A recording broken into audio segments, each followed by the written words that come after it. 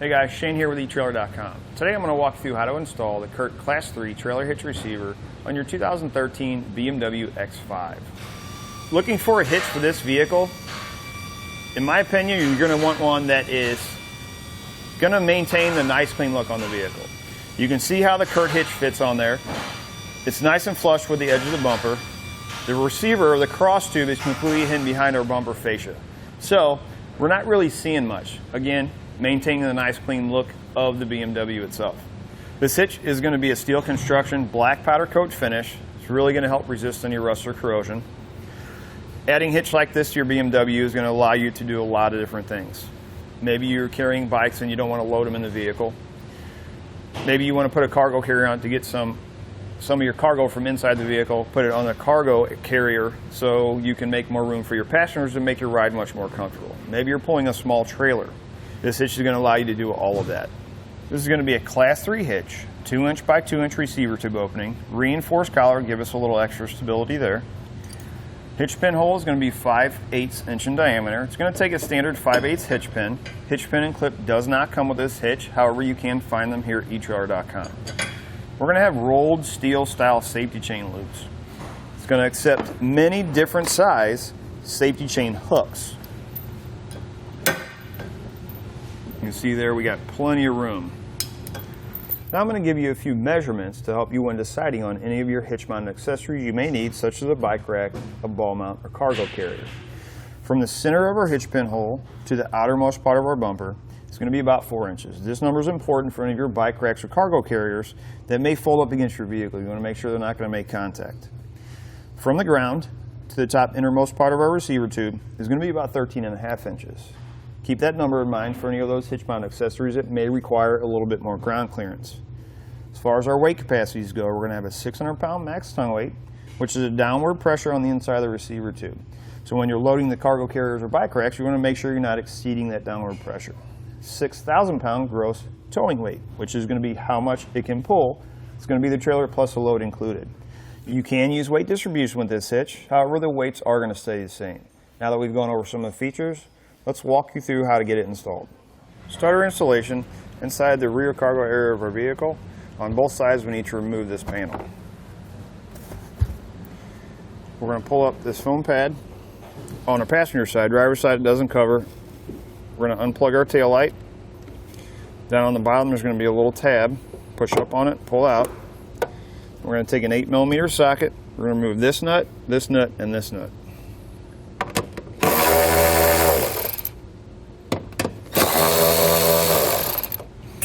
We'll slide our tail lights out, set them aside in a safe place. And we're going to take a strap. I'm going to hook it right up here. And then right on my tailgate. In each wheel well, you need to take a small drill bit. We're going to drill out the bottom two, or the center of the bottom two rivets.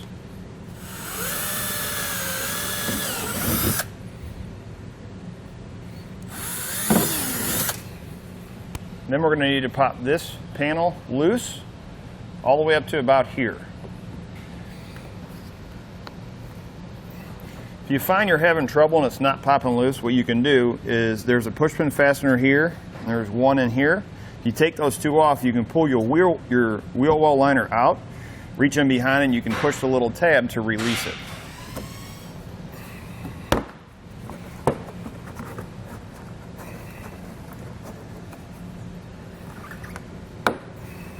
Take an 8mm socket.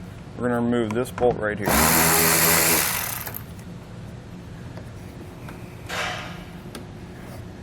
Then we need to remove our reflectors. Sometimes you can reach up behind, there's little clips. You can take a trim panel tool like this,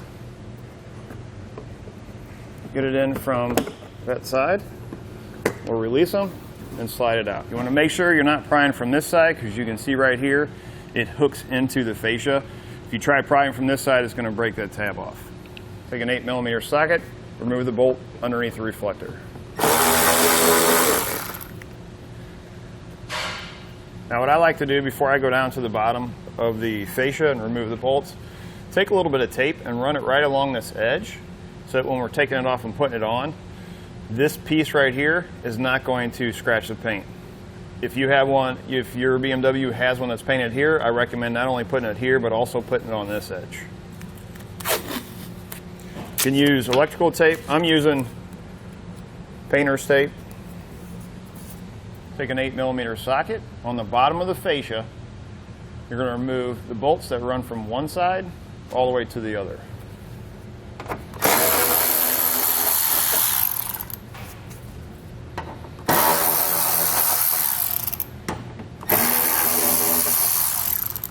Now, it's a good idea to have a second set of hands when you start pulling your fascia off. If you don't, take the box that your hitch comes in, set it underneath so that as you're pulling one side off, you can set it on the box and go over to the other side, and you're not letting your fascia touch the ground. Keep in mind, if you have sensors, on your passenger side there's going to be a plug back here, so don't just take your fascia once it's loose and pull it off. You don't want to damage that plug. What we're going to do, we're going to start here, and we're just going to pull out.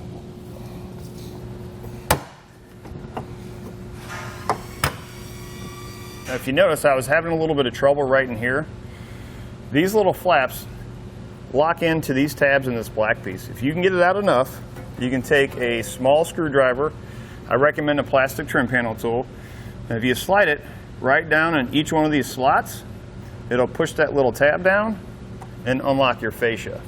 Once you get up here where the taillight sits, take that trim panel tool and you're going to pop them loose like this. As you move to the center of your fascia, you're going to have little fasteners that lock into place. We're going to push these apart to unlock those. You need to get that tab up above it. Try to pry the two sides apart. You want to get that up on top of those. You're also going to have another little stop right here in the center. So it may take you a minute, just take your time. I'm going to slowly slide our fascia back.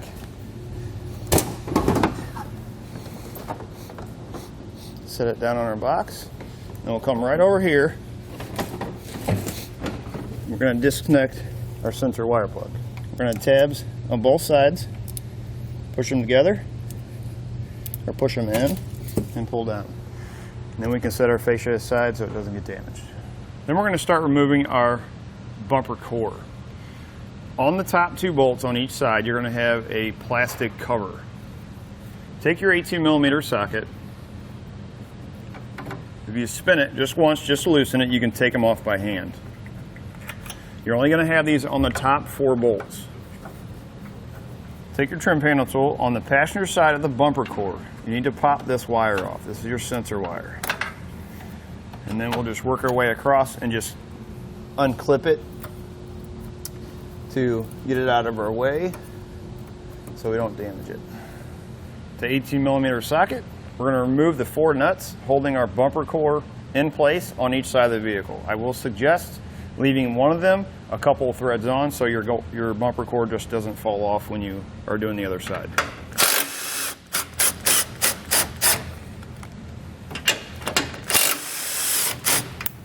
And we'll slide our bumper core back.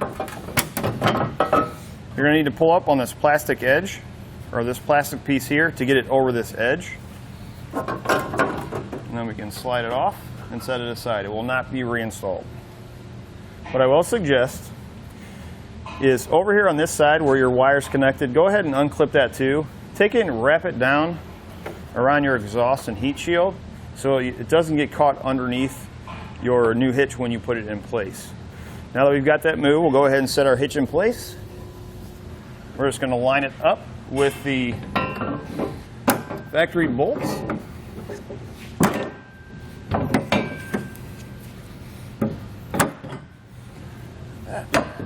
Then we're going to take conical tooth washer, teeth facing towards the hitch, and we're going to put one on each one of the studs on each side of the vehicle. Once you get those on, you're going to take the nut and install it on each one of the studs. Take a 19mm socket, we'll tighten them all into place.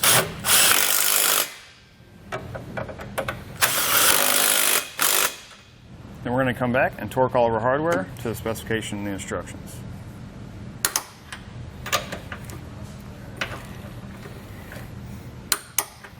And what we'll do is we'll just reverse our steps for putting our wire back in place. Keep in mind, the fastener that was on the side of the bumper beam will not be going back into place. So what I suggest, if you have a zip tie, maybe taking a zip tie and just doing it loosely here, just to help keep it away from the exhaust.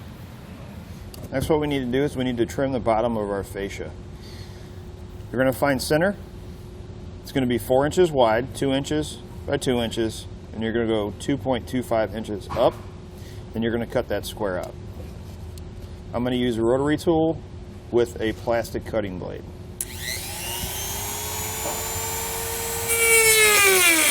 Once you get it trimmed, we're going to go ahead and put the fascia back in place. Before doing that, what I suggest, and you can actually do this before when you put the tape here, go ahead and run a piece right along here so that as you're putting it on, if this comes up, again, it's not going to damage the paint on this edge. To start reinstalling our fascia, we're just going to go in reverse order. We're going to start with our plug. We're going to slide our fascia into place. We're going to start in the center and work our way out. When you take it off, again, you start from the outside and work your way in, so we're just doing it opposite. After you get your fascia reinstalled, the 2 rivets that you took out of each wheel well, your kit's going to come with 2 fasteners that look like this. They just have a Phillips head screw on them. These are plastic, so if you ever need to remove them, just make sure when you turn that, you turn it easily. You don't have to put a lot of pressure on it. All you do with these, you're going to push them in and then push the center in like that.